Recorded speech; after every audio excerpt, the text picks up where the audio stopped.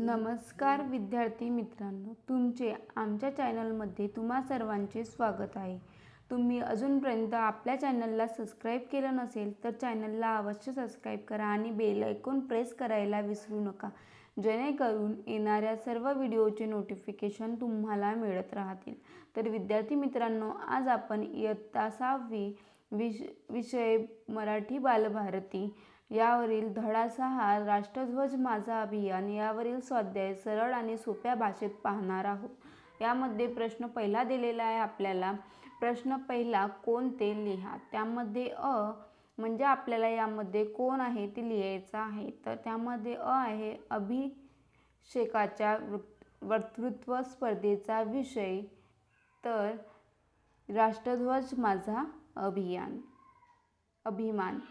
नंतर तालुका स्तरावरील वक्तृत्व स्पर्धेचे परीक्षण करणारे बाहेरील परीक्षक.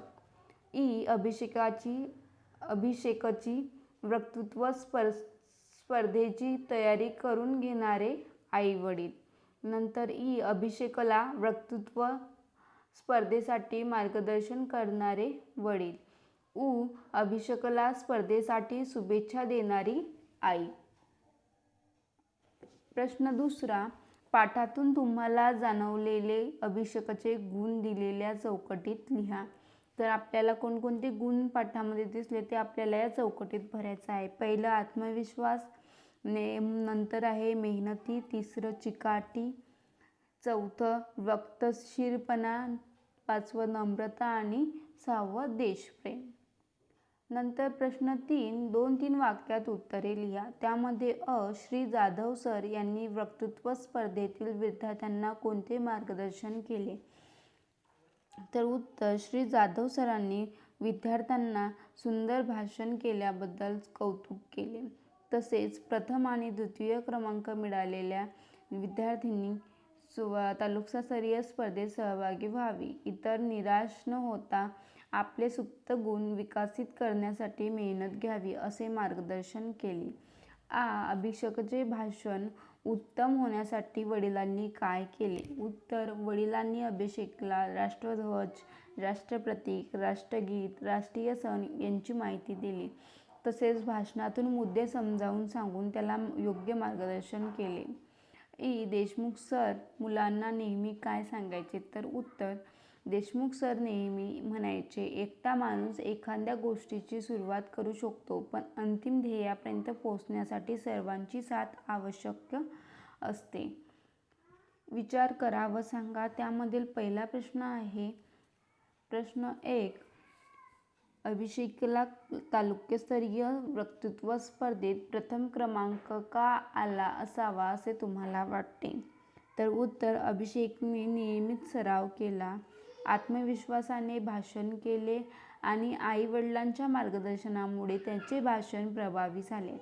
त्यामुळे त्याला तालुकास्तरीय वक्तृत्व स्पर्धेत प्रथम क्रमांक मिळाला. प्रश्न दुसरा, स्पर्धेमध्ये यश मिळवण्यासाठी कोणते प्रयत्न करणे आवश्यक असतात असे तुम्हाला वाटते. तर उत्तर, स्पर्धेत यश मिळवण्यासाठी नियमित सराव, मेहनत, चिकाटी, आत्मविश्वास आणि योग्य मार्गदर्शन आवश्यक असते. वेळेचे नियोजन करून तयारी केल्यास यश मिळते. प्रश्न तिसरा, तुम्ही आतापर्यंत कोणकोणत्या स्पर्धेमध्ये भाग घेतला आहे याची पूर्वतयारी तुम्ही कशी केली होती ते सांगा. तर उत्तर, मी वक्तृत्व, निबंध लेखन आणि चित्रकला स्पर्धांमध्ये भाग घेतला आहे. स्पर्धेपूर्वी संबंधित विषयाचा अभ्यास केला, नियमित सराव केला आणि शिक्षक व पालकांचे मार्गदर्शन घेतले. त्यामुळे माझा आत्मविश्वास वाढला आणि मी चांगली कामगिरी करू शकतो. खेळू या शब्दाशी खालील शब्दातील लपलेले शब्द. तर राष्ट्रध्वज, ध्वज आणि राष्ट्र. परीक्षण, परीक्षा, क्षण. भाषण कला, तर भाषण आणि कला. नंतर मार्गदर्शन, मार्ग आणि दर्शन. नंतर लिहिते होऊया. राष्ट्रध्वजाविषयी अभिमान वाढवणारी घोषवाक्ये तयार करा व लिहा. राष्ट्रध्वजाविषयी आपल्याला अभिमान वाटणारी घोषवाक्ये तयार करायची आणि लिहायची आहे. पहिलं, राष्ट्रध्वजाचा मान राखू, भारत देशाचा अभिमान वाढवू. 3. तिरंगा आहे भारताची शान, त्याचा करूया सदैव सन्मान. 3. राष्ट्रध्वजाचा सन्मान करू, देशभक्तीचा भावना जपू. असा आपला धडा 6वा होता, तो आज आपण पाहिला. तर विद्यार्थी मित्रांनो, व्हिडिओ आवडला असेल तर व्हिडिओला नक्की लाईक करा आणि चॅनलला सबस्क्राईब करायची विसरू नका, जेणेकरून तुम्हाला नवीन नवीन व्हिडिओ दिसत राहतील. धन्यवाद.